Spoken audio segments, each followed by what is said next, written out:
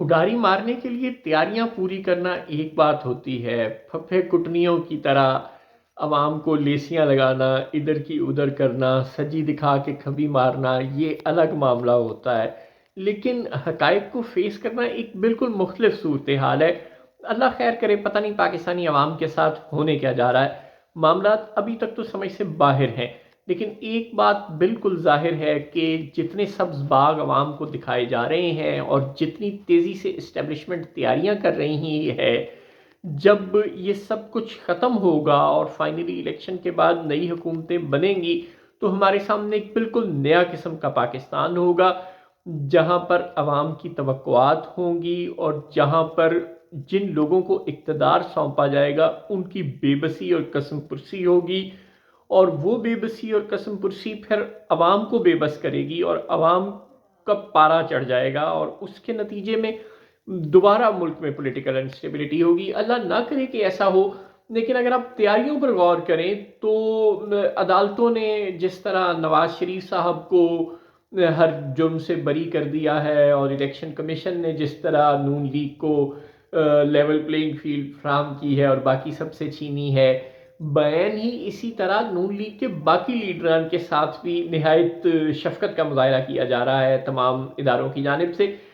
وہی اشتعال انگیز تقاریر، اشتعال انگیز کا مطلب آپ جانتے ہیں نا کہ کچھ طاقتور قوتیں جو پاکستان میں ہیں ان کے خلاف اشتعال دلانے والی تقاریر اور حرکات، جن کے مقدمات میں پی ٹی آئی کے ورکر اور لیڈران سینکڑوں کی تعداد میں قید ہیں۔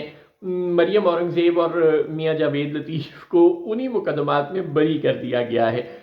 یعنی جو اہل قوت کو پسند ہوتا ہے وہ اپنے خلاف بھی اس کے جرائم معاف کر دیتے ہیں۔ ظاہر ہے کہ معافی تلافی آپس میں ہو جاتی ہے، اور جب تک معافی تلافی نہیں ہوتی تب تک معاملہ چلتا رہتا ہے۔ اب کیس تو ایک برابر تھا نا، وہی میاں جاوید لطیف اور مریم اورنگزیب پر بھی یہی جرم تھا کہ انہوں نے کچھ اداروں کی شان میں گستاخی کی اور ان کے خلاف کیس چل رہا تھا، لیکن اب چونکہ نون لیگ کو اگلی حکومت سونپی جانے کی تیاریاں ہو رہی ہیں، لہٰذا دونوں کے خلاف عدالت نے کیس خارج کر دیے ہیں۔ اللہ اللہ خیر صلاح۔ جو میاں شہباز شریف ہیں وہ کہہ رہے ہیں کہ میرا نام آپ ایک مرتبہ پھر بدل دیجئے گا، اگر نواز شریف کو حکومت ملی تو میں نے عوام کی دگنی خدمت نہ کی۔ خدمت انہوں نے عوام کی ٹانگیں نہیں دبانی، عوام کے سر میں تیل کی مالش نہیں کرنی۔ میاں نواز شریف یا میاں شہباز شریف عوام کی خدمت کر سکتے ہیں سرکاری وسائل سے۔ جب سرکاری خزانے میں پیسہ ہوگا تو وہ اس پیسے کو مزید میٹروز اور مزید اورنج لائنز اور مزید سڑکیں اور مزید نالیاں اور مزید پل بنانے کے لیے استعمال کریں گے اور کہیں گے دیکھا ہم نے عوام کی خدمت کی۔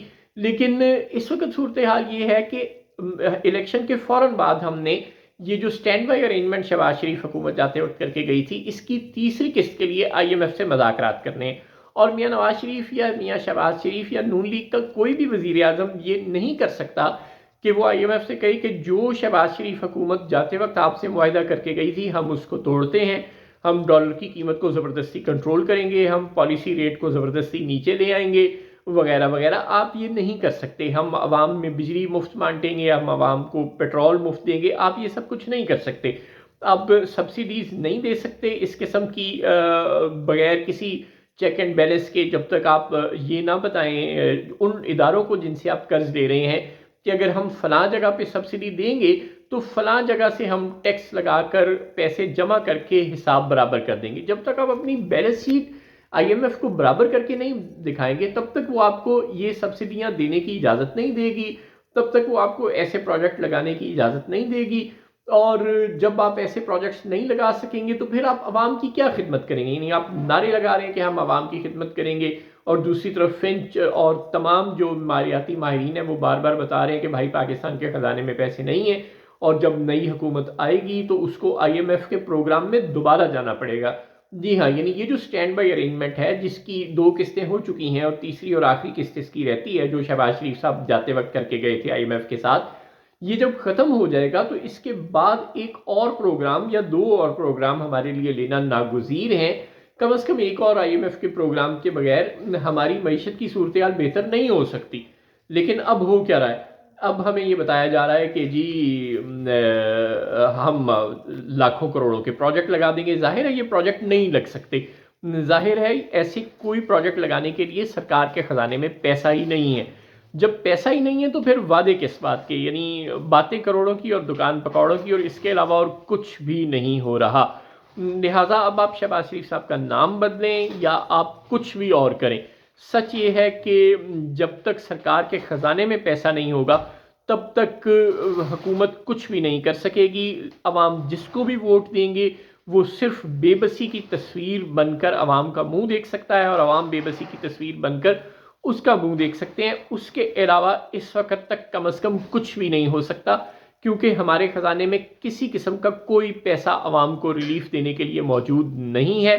لہٰذا اس وقت تو آپ کسی بھی ووٹ دے دیں، کسی بھی پارٹی کو حکومت سونپ دیں، نتائج شاید ایک سے ہی نکلیں گے. ہاں، ترجیحات کا فرق ضرور ہوگا کہ آپ نے عوام کو کس طرف سے ریلیف دینا ہے. یعنی کوئی ہیلتھ کارڈ کے ذریعے سے ریلیف دینا چاہتا ہے، کوئی سڑکوں نالیوں اور پلوں کے ذریعے سے ریلیف دینا چاہتا ہے، اور کوئی یوتھ کارڈ اور مزدور کارڈ کے ذریعے سے ریلیف دینا چاہتا ہے.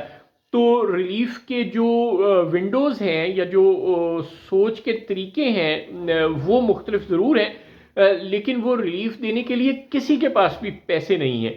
اور پاکستان میں کوئی ایک بھی جماعت کیا آپ کو اس وقت ایسی نظر آ رہی ہے جو یہ بتا رہی ہو کہ جب ہمیں حکومت ملے گی تو ہم پاکستان کی آمدن بڑھانے کے لیے فلاں فلاں کام کریں گے؟ مجھے تو نہیں نظر آ رہی.